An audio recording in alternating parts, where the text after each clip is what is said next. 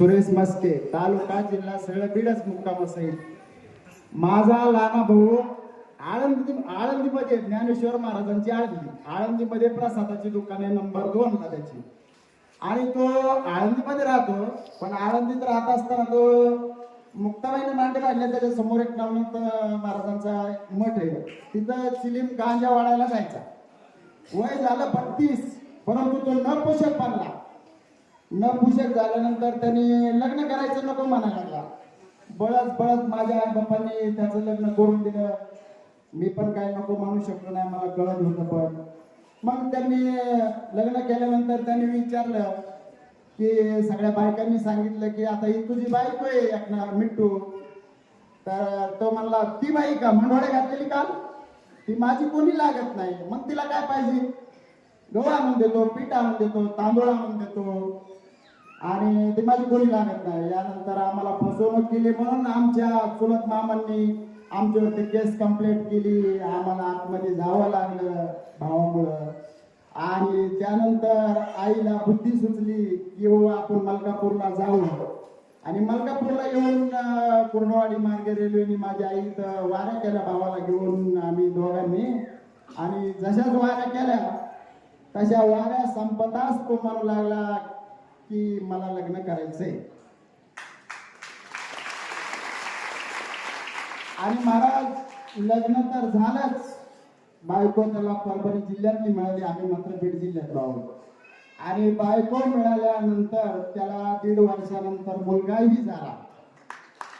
आणि त्याचा अतिशय चांगल्या पद्धतीनं संसार इंद्रायणी नगर, इंद्रायणी काठावरती साखरे महाराजांच्या मठाच्या पाठीमागं आता सध्या आमचं घर आहे. आणि त्याचा चांगला अतिशय संसार चालत आहे. हा माझा पहिला अनुभव माझ्या परिवारामधला.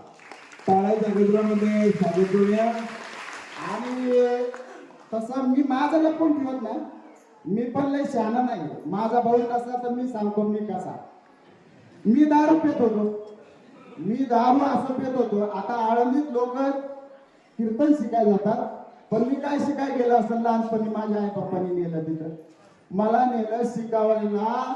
मला पहिल्या धारेची इंद्रायणीच्या कडेवरती गेंडात असलेली गलासानी प्याण्याची दारू. आता सकाळी उठला की कार्यक्रम हा मस्क्याचा तोच असायचा इंद्रायणीच्या काठावरती ते. मग आम्ही आपलं तिथं लोक महाराज लोक ते सगळे म्हणजे धोतर हातामध्ये ज्ञानेश्वरी वाजत त्यांचं काय पकवाज वाजणार. सकाळी चपाती चालू असतं इंद्रायणी काठावर. आपण सगळ्यांनी बघितले आहे, आपण सगळे भक्त मंडळात. आणि भक्त असल्याशिवाय या ठिकाणी पोहोचत नाही. इथं तुम्ही येत नाही, तुम्हाला बोलावलं जातं दत्त महाराजांनी. हे दत्त महाराजांचं साक्षात्कार. आणि मी या ठिकाणचा 11 वर्षाचा भक्त आहे. माझ्या परिवारामध्ये अनेक काय अनुभव आले आणि 11 वर्षापासून माझ्या सतत वाऱ्या चालू आहेत.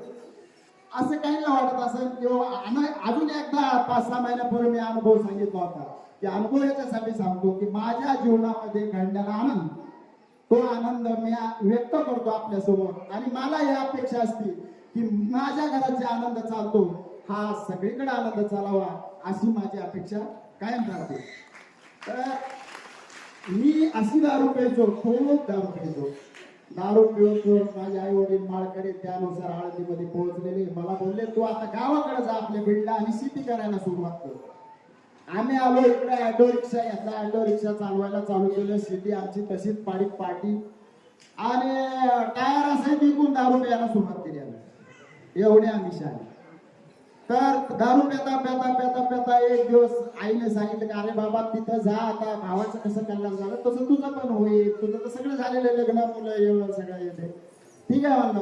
आलो इथं एका दगडावरती बसलो आणि मला माहित नव्हतं कोणत्या वारी यायचं ते. मी आलो पौर्णिमेच्या दिवशी आणि ते पण आलो 5 वाजता उशिरा. आणि महाराज तिथं रूमच्या बाहेर उभा होते आणि आम्ही दोघं नवरा बायको बसलो समोर दगडावरती. अर्ध्या ढुंगणावर त्यावेळेस काय तिथं दगडच होते नुसते बारकुले बोटकुले, काय फरशी काय नव्हतं काय नव्हतं. बसलो तर महाराजांनी आम्ही दोघं नवरा बायको लांब लांब बसलो होतो, कारण आम्ही दोघं भांडणं करीत आहोत एसटी मध्ये. ती म्हणली तू आता मलकापुराचं दारू नाही सोडली तर तुझ्या सारखाची तयारी. अरे बापरे.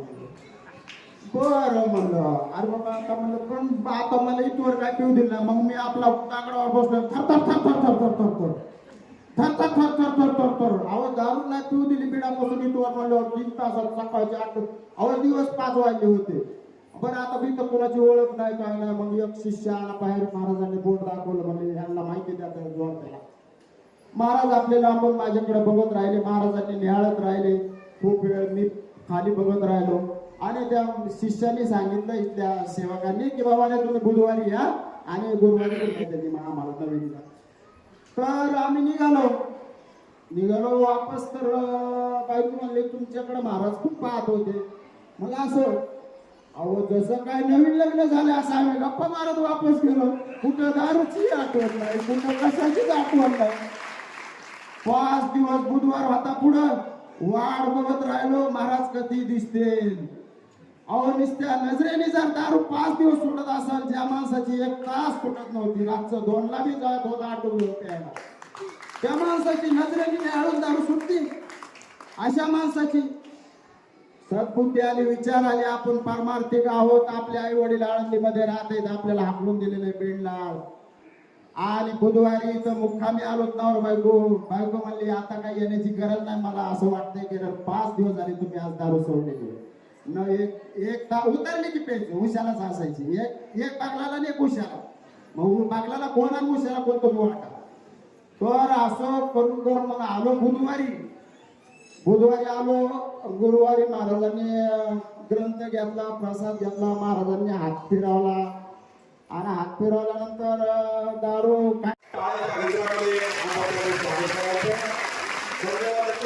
आशीर्वाद देतो. आणि दुसरा